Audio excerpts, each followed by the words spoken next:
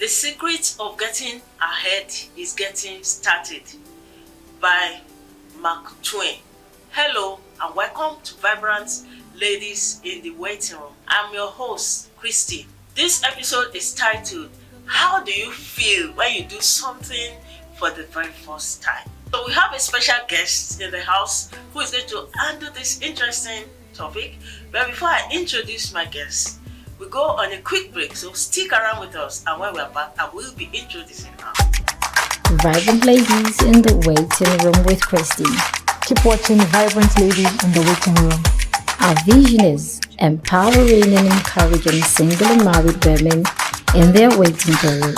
Keep watching Vibrant Ladies in the Waiting Room with Christy. For counseling, price and sponsorship, contact 0803 112 2669 and 0809 424 2503.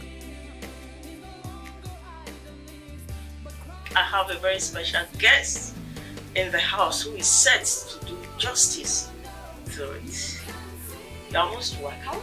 Thanks so much for having me. Yeah, it's a pleasure to have you. Thank you. Can we meet you? Oh, okay. I'm Temitope Olagunju. A learning and development expert. I work with Lagos State. I'm into leadership and communication. I love to swim and I love to meet people. And so kindly for that Thank you. introduction of your profile. So today's topic is titled, How do you feel when you do something for the very first time? And so I think we need to start with the definition. What usually runs through your mind when you hear doing something for the very first time? How can you define that? For me, I would say having to start something is the fact that probably in that space, location, that idea or concept had not taken place. But that idea has taken place somewhere else. But in that very space at that time, it's the first time it's going to take place. So it's really a very huge task. But what usually comes to my mind when I think of having to start something for the first time, or having to be the first person to start something, is to just remember that it's very, very risky. But with every risk comes a reward. So am I ready to let go of the reward because of the risk? Or am I ready to let go of the risk because of the reward? That's a very good one. Thank you so very kindly. And why is it that people get scared sometimes to do something for the very first time? People usually do that because it requires a lot of sacrifice. Like I said earlier, having to start means that there are certain resources that might not be easily accessible. Some technical know-how might not be there. The experience, the exposure, the hands-on you need, and even the team that wants to start it, sometimes you have to start all over again. So not just have a vision, but even to have a team that will run it with you. And if you happen to be someone that you want to get things right and you're not getting enough hands, you might end up doing everything by yourself. So it's usually very scary, very sacrificial, but it's usually worth it. I think I actually agree with you, because I remember when I was going to start this very program I'm doing now, there was a time I was actually waiting for something to happen. But eventually, I realized that I had to take that risk. Wow. So you need to take that risk, because not taking that risk is not doing what you need to do, not taking action about what you need to do. Because as you start, then from one stage, it will lead to another stage. And I even remember that when I began this program for the very first time I went on air, when I was broadcasting on an international TV, when I sat, somebody told me that, look, just sit down like this, don't move your hands. Wow. And I just stayed stiff, I was talking. So I remember when my mom watched it, she said, wow, what's this? Why did you release your hand and let go? Because it was the very first time I was doing it, I was so excited, and so I'm sure we will get there. Yes, So talking about doing practical thing of what you have done new, let me also tell you a story about myself of some years ago, many years ago, when I finished primary school and I was going to secondary school. There was this dream school I had, and I just wanted that school. I remember I got admission into some other institution, but I wanted that secondary school, and the name is St. Monica's College, Kaba. And I was believing God for that school. And guess what? Eventually, I got that admission into that school. So I remember that just before we resumed school, of course, my mom bought my uniform, my books, my everything. So I got so excited wearing the uniform for the very first time. You know, my shoes, pair of shoes and everything. I was so happy. And even the beret, I put it in a stylish way. Unknown to me that I was even going to be the uniform model queen in secondary school. I was just very excited and I was like, oh, check me out, check me out. A day to that day when I slept, I woke up like 3 times because I was like, oh, is it time? Let me go and bathe. You know, I was so excited getting to secondary school, doing it for the very first time of entering to college. And so many people have various things they have done for the very first time. I'm sure you have your own practical example you want to share with us. Can you tell us about yours? Okay, thank you very much. I'll say 2 actually. One from the home front. You know, it was when I gave birth for the first time that I realized that it was another ball game on its own. Initially, I became a Google mom. I Googled everything. If my child was coughing, I was Googling everything. It was for the first time, and I had this mentality that I didn't want to make mistakes. So I became too careful. So the fact that I even started scaring people around me, like, Google mom. That was the name they gave me. I was in the hospital almost every day. The doctor just asked me, are you a first time mom? I'll say yes, so you understand. They always come every day. Yeah. And that's on the lighter mode. But in terms of projects, and a recent one is the PSSDC Toastmasters Club. I've been a Toastmasters for years, but later I have a gap. Then I came back to the Toastmasters scene. So, and the opportunity now came for me to be the Vice President Education. It's not like every other role. And it's not that the public service had Toastmasters before then. My office had not had Toastmasters before then. Most of the office staffs, officials had not had Toastmasters before then. Some had. So it was like starting all over again. So by the time we started, to the glory of God, with the support of different mentors, Toastmaster, the journey became easy. But sometimes, as VP Education, the whole club is counting on you. I don't have to fail. You also have to also ensure that, because after the president of the club, that's the way Toastmaster runs, is the Vice President Education. So when the president is not around, you have to ensure that it works. And it was the first time the club was being set up in Lagos State Public Service. So it was a big deal. But truly, I took up the opportunity and it has been a success so far. Wow, that's an interesting one. I like that. So what are those questions that will be beneficial to you when you want to embark upon doing something new, like a new project, a new job, or doing something for the very first time? What can you tell us? Having to do something for the first time has relatively been the way my journey has been fine-tuned. Initially, I was very skeptical about it. Like, do I have to start something? Lots of times, idea comes to my mind to generate ideas. But there was something that made me have a mind shift. And there was this party I attended. You need to hear about this party. This O&B party. Tell me about it. I'm telling you. And for me and for everyone that likes okra, you know how okra is. I'm telling you. So I got to the party, music was playing, blasting, I was dancing, everyone banners for sure now. And for me, different people go to party for different reasons. For me, I went to the party for the food. I don't know about you. I went for the food. So I was trying to check the different stocks to check what are the food available. So I spotted this very hot steaming pots, greenish in nature, natural, laced with shrimps. Wow. I hope you are not salivating already.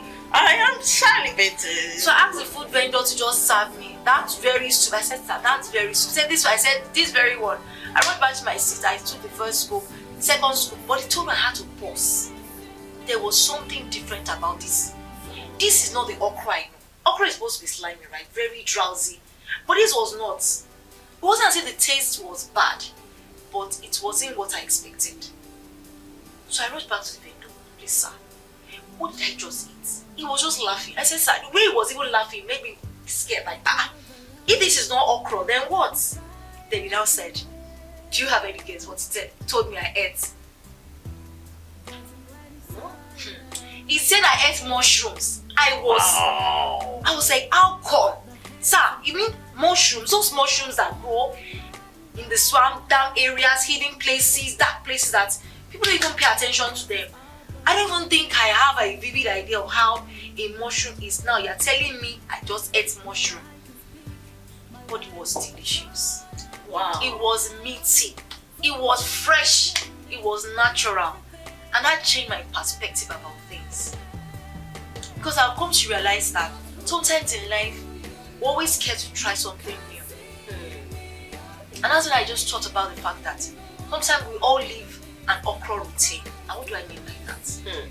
The O is like, most time we overlook opportunities.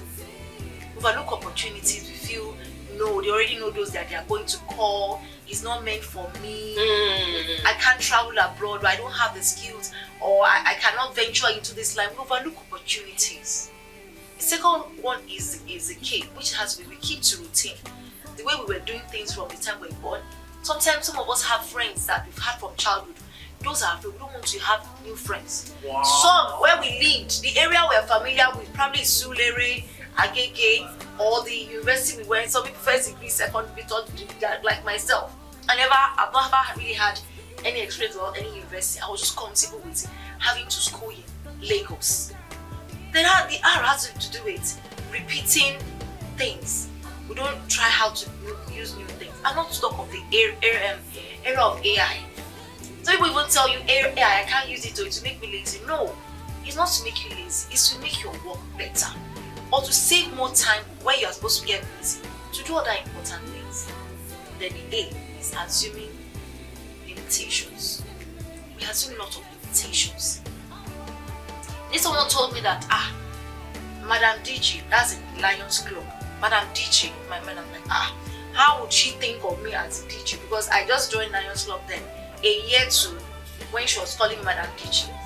That is like the district governor of the whole Lions Club in Nigeria and other countries under it. So over time, I just realized that without what I thought I was supposed to eat, a mushroom, my perspective about that changed. That we should try new things.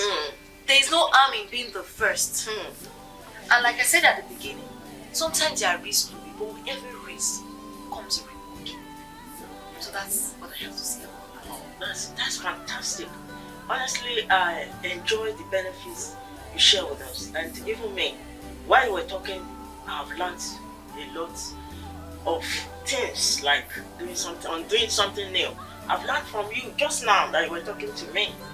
And let me also add this to the benefits of doing something new. It stimulates, when you do something new, it stimulates creativity. Sure. Do you understand? Because you never know how good you can be on it until you embark on it. You discover like yourself. I was telling you that before I resumed, I was so happy going to secondary school. I was wearing my beret in a very special, stylish way. Unknown to me, I was going to be the uniform model queen. And I ended up becoming the uniform model queen throughout my secondary school. Wow. Even on my certificates, it was written there, she has a pleasant and neat appearance. So I believe that even when you wear uniform, be fashionable with it. And of course, it opens you to a lot of opportunity. And what you just said now, initially when you started with okra soup, you actually made me to salivate, and you took me to the kitchen. And you know, instantly, I made a mise en place in my heart of okra soup and everything. Can you imagine? But when you now talked about the mushroom, I'm like, wow, taste a new menu. Taste a new menu. So, viewers, you've got to taste something new. Be open to opportunities. Open to it. And you never can tell the great advantages it will offer you. So this program is called Vibrant Ladies in the Waiting Room. So what is your experience of the waiting room? People have different things they are waiting on God to do. They have been to various waiting rooms, and I'm sure you have your own you like to share with us. Wow. Thank you so much.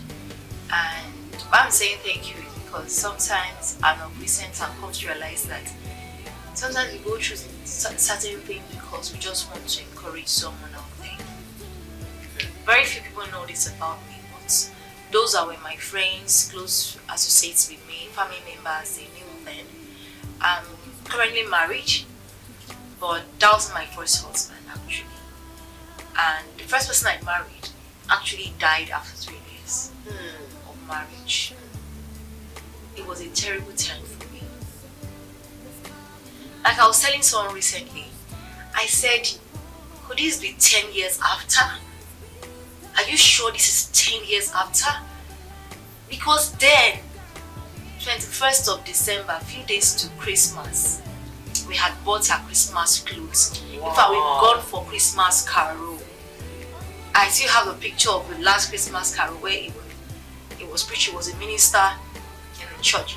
So it was celebration period, and before we knew it, he died. It took me 7 years, Wow, to remarry. That 7 years was like 70 years.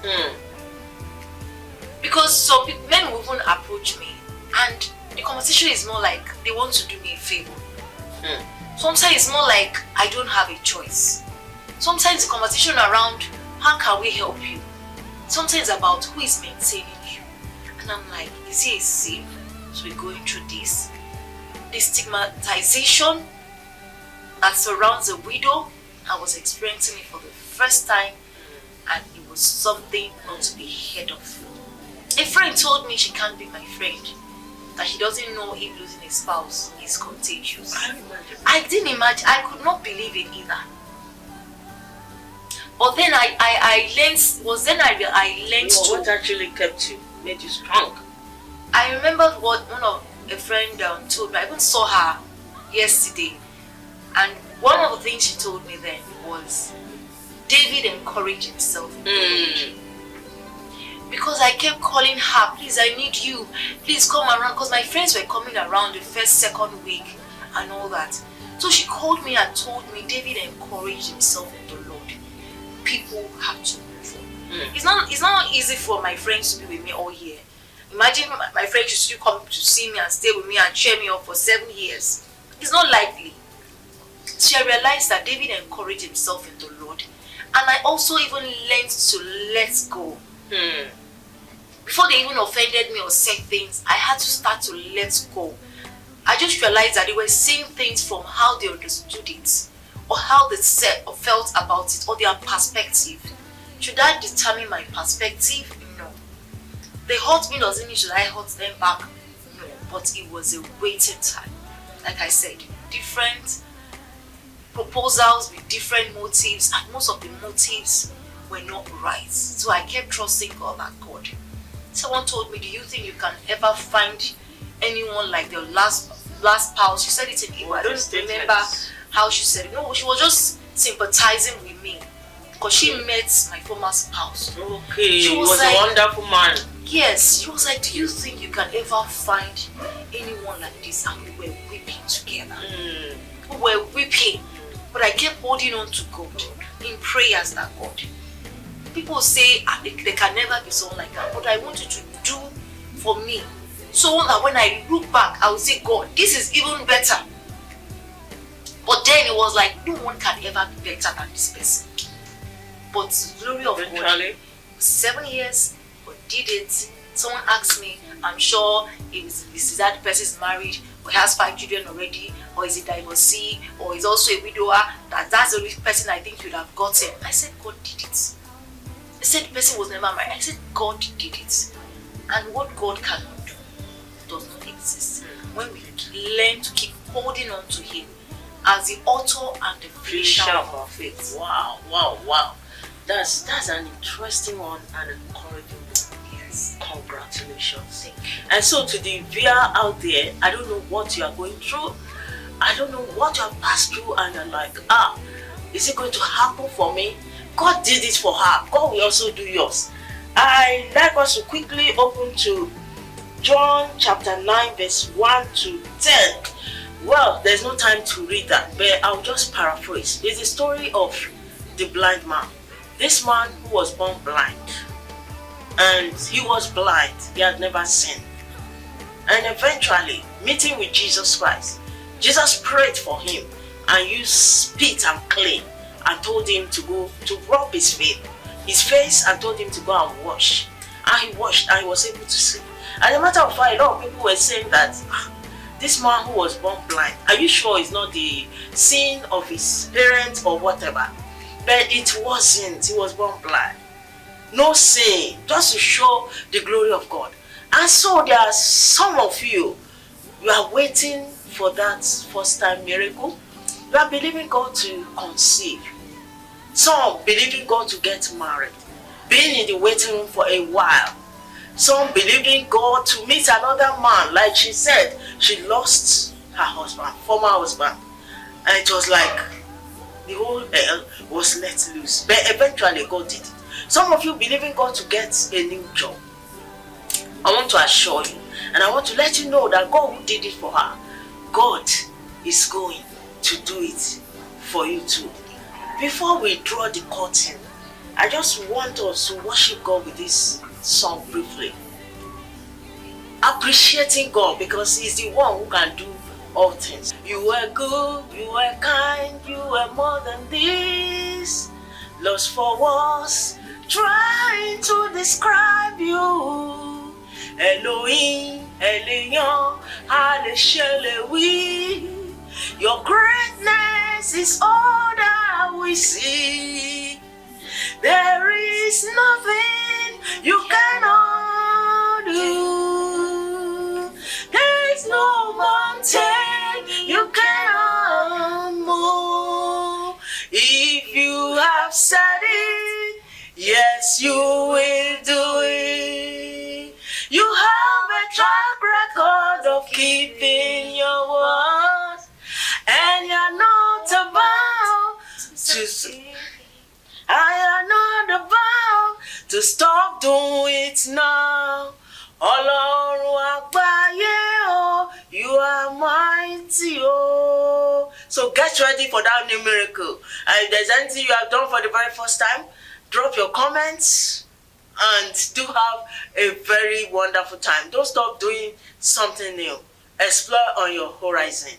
Until next time, again, we come your way. Bye for now. Say bye-bye to them. Bye.